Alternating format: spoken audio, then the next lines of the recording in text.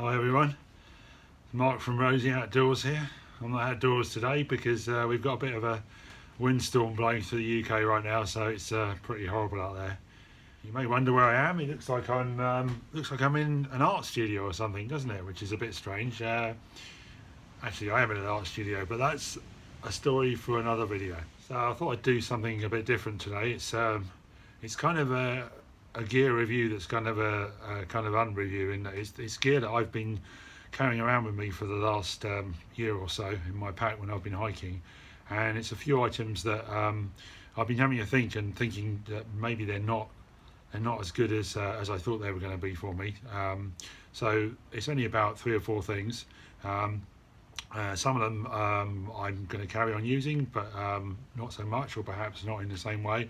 And I think at least one of them I'm probably going to ditch. So yeah, if you're interested in that, then stick around.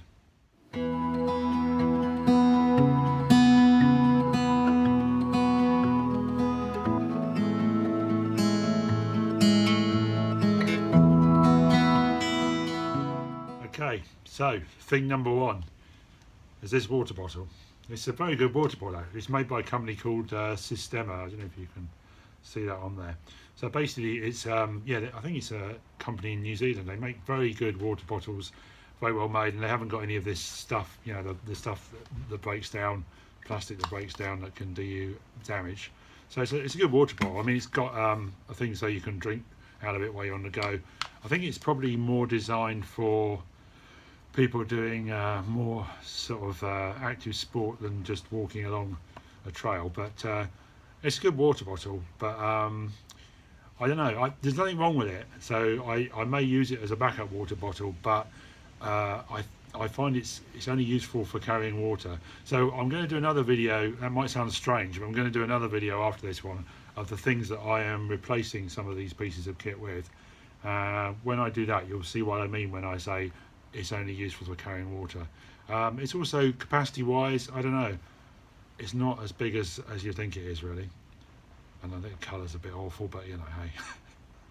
So that's one. So that one is gonna, I'll hang on to it and I'll use it as a backup if I need a lot of water, but I won't be carrying it regularly. Okay, so thing number 2, which is this thing. So this is it's a windshield, so it's I guess it's aluminium, I don't know. It's very light anyway, so I'm guessing. So it's a windshield that you put around your stove, or you could put it around your fire, I guess, if you were cooking wood fires. So I've seen a lot of people use these, so I bought this and thought, as you know, I do a lot of cooking with an alcohol stove, with a Trangia stove, when I'm cooking in the woods. And I thought, well, I'll put this around the stove to help protect it from the wind. I kind of realised that actually a decent alcohol stove like the one I've got doesn't really suffer that much from wind. I mean, I haven't tried really using it in very strong wind, because I don't tend to go out in the woods in really strong winds. So, but I don't think you actually need it for an alcohol stove. I think if you're using the sort of more traditional gas burners, you know, the ones with the little the screw-on gas canisters, they're pretty susceptible to wind, in my experience, which is why I don't like to use them. I prefer to use the alcohol stove. And I think for the gas burners, these things are probably almost essential if it's at all windy. But for alcohol stove, I think they're unnecessary. So what I have used it for is I've used it sort of flat on the ground like this, as a sort of well, not a table, but a kind of flat surface. So the advantage of that is obviously it is flatter than the ground, but also it's kind of a bit cleaner than just putting stuff on the mud. And I've actually, if you watch my last video that I did, which I think was the one when I was cooking the cheese fondue thing, which was absolutely amazing, you should definitely go and watch that. Absolutely incredible. Anyway, when I was using it for that, I actually put my alcohol stove on here, so I used it as a flat surface to put the alcohol stove on.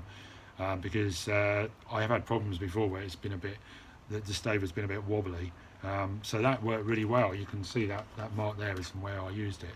So actually, having said I won't take these things with me, I might actually continue to take this with me when I go hiking, but probably repurpose it as a flat surface rather than using it for what it was originally intended for, which is a windshield. So I'm not really sure, am I throwing that or not, or am I just repurposing it? Anyway, that's number 2. Okay, so number 3. So number 3 is this amazing, beautiful, wonderful, I love it so much, little pot thing. So this is lunchbox. It's a zebra lunchbox, 14cm lunchbox, I think it's called. If you've seen any of my cooking videos, you would have seen me use it. It's got a very good little handle that folds out, which is one of the things I really like about it. So you can keep your hand away from the flame, and it's got like because it's, what am I trying to say? Because it's got all air in there and stuff, and it's long.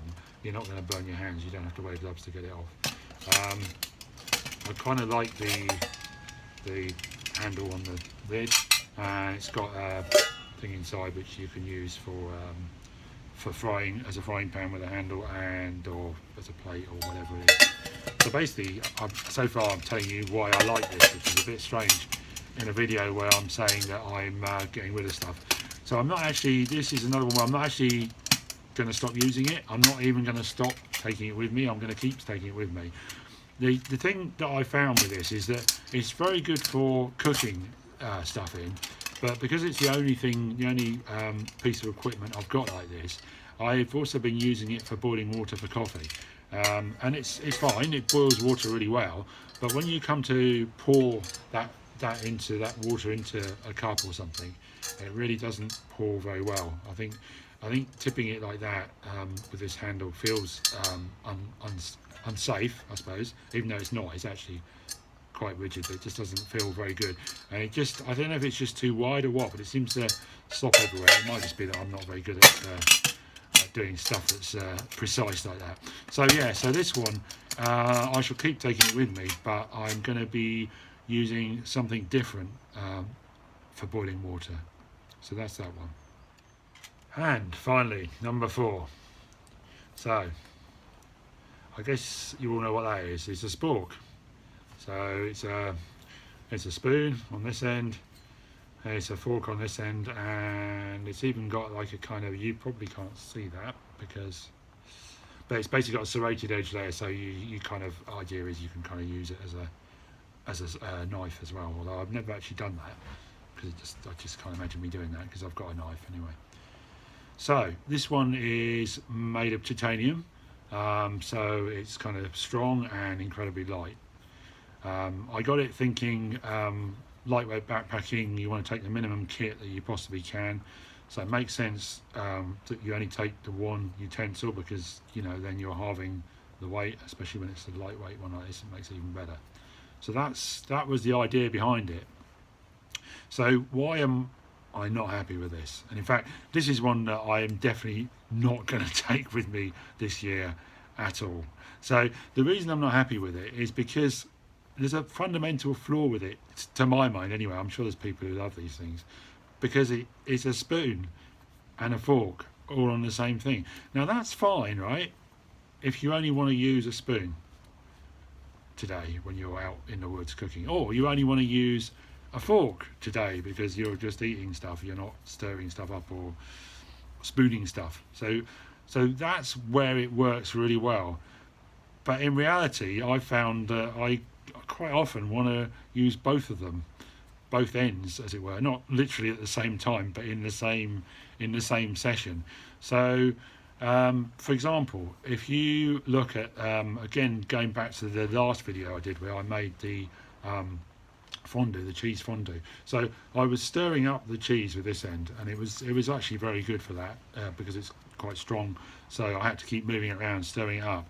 But then when I came to eat it, and I was spiking bits of chorizo sausage with this end and dipping them in the cheese.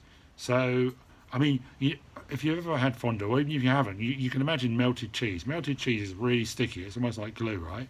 So this end has got melted cheese sticky glue on it, and that's the end I am now going to have to hold in order to eat with the other end. So if you look in that video, you'll see, if you look very closely, you'll see that I actually ended up wrapping a sort of paper tissue around this end so I could hold it and use the other end. I mean, the other option would be washing up. So you're halfway through a meal, you know, the food is basically ready to eat, and you're kind of like, oh, hang on a minute, I'm now going to have to go and find, you know, get water and soap and whatever, and wash it up before I can use it.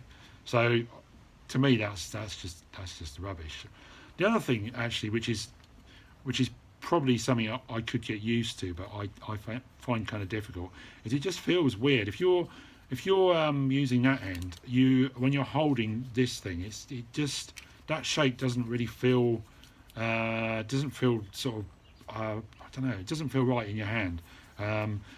It's not quite so bad the other way around, funnily enough, but I think it's something to do with this shape. It just, anyway, so yeah, I don't like it. Spork, I hate you, you're going. And what I'm going to do is I'll do a video after this one, and I'll tell you what I'm going to replace it with. I think you can probably guess in this case. So there you go, that's the last one, Spork. Rubbish. Okay, hope you enjoyed that. As I say, I'll be doing another video shortly where I'll show you some of the new things that I'm getting this year to replace or to use with those things that I've shown you today. So if you enjoyed that, then now's the time to give it a big thumbs up. If you're not already a subscriber to my channel, then I'd encourage you to hit the subscribe button and ding the bell, so you get notification of when I produce more videos like this in the future.